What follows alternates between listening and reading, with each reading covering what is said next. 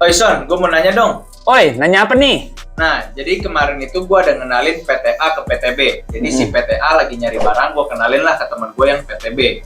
Nah, mereka akhirnya jadi ngelakuin transaksi. Dan ternyata gue ada dapet komisi dari si PTB.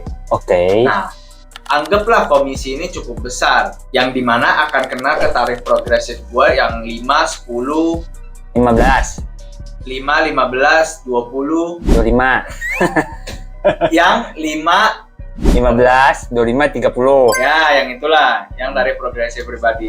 Nah, gue pikir kenapa nggak pakai tarif UMKM aja yang 0,5%? Kan boleh harusnya.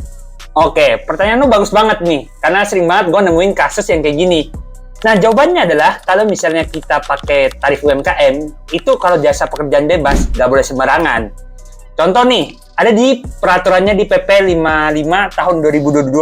Gue sembari lihat aturannya juga ya, karena di sini banyak banget nih jasa pekerjaan bebas yang dilarang untuk menggunakan tarif UMKM. Salah satunya adalah tenaga ahli yang melakukan pekerjaan bebas.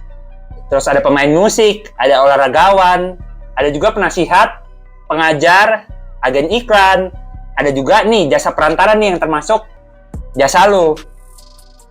Nah, terus juga ada yang namanya agen asuransi, ada juga petugas penjajah barang dagangan.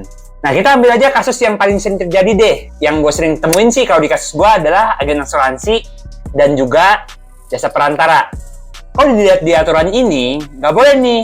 Dia termasuk dikecualikan dalam penggunaan tarif UMKM sebesar 0,5%. Gitu. Jadi, gimana solusinya kalau misalnya mau pakai tarif 0,5%? Bisa nggak caranya? Ada. Lu sebagai orang pribadi bikin NAS atau bentuk suatu badan usaha, entah itu CV ataupun PT. Kalau untuk UD itu nggak termasuk ya sebagai badan usaha. Nah, jadi kalau misalnya gue jadi lu pribadi, biar tarif jasa komisinya nggak terlalu besar, bentuklah sebuah badan usaha. Itu sih jawaban dari gue.